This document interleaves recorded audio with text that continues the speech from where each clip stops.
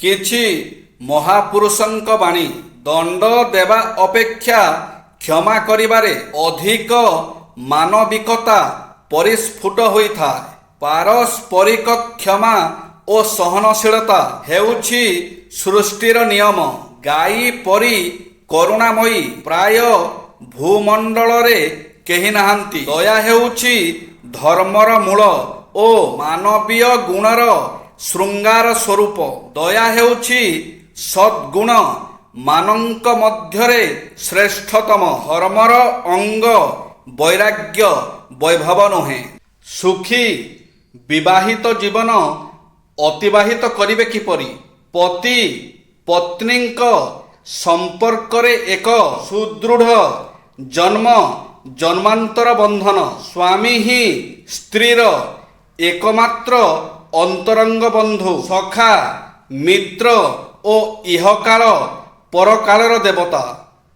ପାରିବାରିକ ଜୀବନ କାଳ ମଧ୍ୟରେ ସ୍ୱାମୀ ସ୍ତ୍ରୀ ଯେତେ ଅଧିକ ସମୟ ସଂକଳ୍ପବଦ୍ଧ ହୋଇ କର୍ତ୍ତବ୍ୟ ସମ୍ପାଦନ କରି ଏକାଠି ଶାନ୍ତିରେ ବିତାଇବେ, ଜୀବନ ସେତେ ସରସ, ସୁନ୍ଦର ଓ ସୁଖମୟ ହୋଇପାରିବ। ସ୍ୱାମୀଙ୍କର କ୍ଳାନ୍ତ ଓ ଅବସାଦ ସମୟରେ ସ୍ତ୍ରୀ ମନ କଥା ବୁଝି ଯଥା ସମ୍ଭବ ମଧୁର ବ୍ୟବହାର ପ୍ରଦର୍ଶନ କରିବା ଉଚିତ। ସ୍ୱାମୀ ଯେହେତୁ ଘରର ଉପାର୍ଜନକ୍ଷମ ବ୍ୟକ୍ତି, ତାଙ୍କୁ ସମସ୍ୟା ଗୁଡ଼ିକ ଜଣାଇବାର ଯଥାର୍ଥତା ରହିଛି। ତାଙ୍କ ମନର ପରିଭାଷାକୁ ବୁଝି ନିଜର ଦାବି ସମ୍ପର୍କରେ ଅବଗତ କରାନ୍ତୁ। ସ୍ୱାମୀ ଯଦି ନିଶା ଦ୍ରବ୍ୟ ସେବନ, ଧୂମପାନ, ଦୀର୍ଘ ସମୟ ବାହାରେ ବିତାଇବା, କଥା କଥାକେ ଭୁଲ ବୁଝିବା ଇତ୍ୟାଦି କରୁଥାନ୍ତି, ତେବେ ମଧୁର ବାର୍ତ୍ତାଳାପ ଛଳରେ ତାଙ୍କ ଅନ୍ତରର ଦୁଃଖ ଓ ବ୍ୟଥାର କାରଣ ଖୋଜି ବାହାର କରନ୍ତୁ। ପରିବାର କିମ୍ବା ବାହାରେ ଯେକୌଣସି ଗୁରୁତ୍ୱପୂର୍ଣ୍ଣ ବିଷୟରେ ସ୍ତ୍ରୀଙ୍କ ମତାମତ ନେବାରେ ସଂକୋଚ କରନ୍ତୁ ନାହିଁ। ନିଜର ପ୍ରତ୍ୟେକ ଭାବନା ସ୍ତ୍ରୀକୁ କୁହନ୍ତୁ। ସୁଖ ପାଇବାର ଏକମାତ୍ର ଉପାୟ ହେଉଛି କୃତଜ୍ଞତା ଆଶା ନ କରିବା। ଦାନ ଦେଇ ଆନନ୍ଦ ଉପଭୋଗ କରିବା ହିଁ ଆମର କର୍ତ୍ତବ୍ୟ। ମଣିଷକୁ ତାର ଗୁଣରୁ ଚିହ୍ନି ହୋଇଯାଏ। ସିଂହାସନ ଉପରେ ବସିଲେ ନୁହେଁ, କାରଣ ବଡ଼ ବଡ଼ ଉଚ୍ଚ ମହଲ ଉପରେ ବସିଥିବା କାଉ କେବେ ଗରୁଡ଼ ପକ୍ଷୀ ହୋଇଯାଏ ନାହିଁ।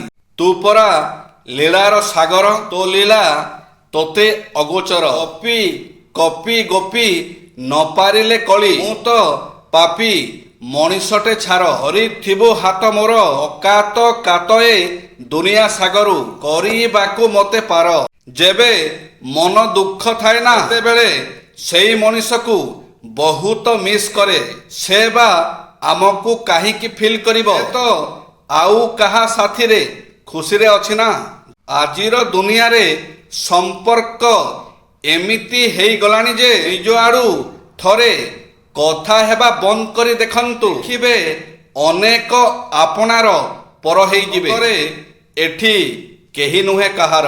ମଣିଷ ସମୟ ପାଖରେ ହାରି ନଥାଏ, ମଣିଷ ହାରିଥାଏ ଅଭିନୟ ପାଖରେ। କାରଣ କିଛି ଲୋକ ନିଜ ସ୍ୱାର୍ଥ ପାଇଁ ଏମିତି ଅଭିନୟ କରନ୍ତି, ତାକୁ ବୁଝିବା ବହୁତ କଷ୍ଟ। ବହି ଯାଇଥିବା ନଦୀ କେବେ ପଚାରେ ନାହିଁ ସମୁଦ୍ର ଏବେ କେତେ ଦୂର। ସେହିପରି ଆପଣ ପରିଶ୍ରମ କରି ଚାଲନ୍ତୁ, କେବେ ଭାବନ୍ତୁ ନାହିଁ ସଫଳତା ଏବେ କେତେ ଦୂର। ତୁମେ ପ୍ରାରମ୍ଭର ଶୁଭ ଶଙ୍ଖନାଦ, ଅନ୍ତର ପୂର୍ଣ୍ଣ ବ୍ରହ୍ମନାଦ, ତୁମେ ଅସ୍ତାଚଳର ଉଦୟ ରାଗ, ତୁମେ ଶୂନ୍ୟତାରେ ପରିପୂର୍ଣ୍ଣ ଭାବ। ଜୟ ଶ୍ରୀ ଜଗନ୍ନାଥ।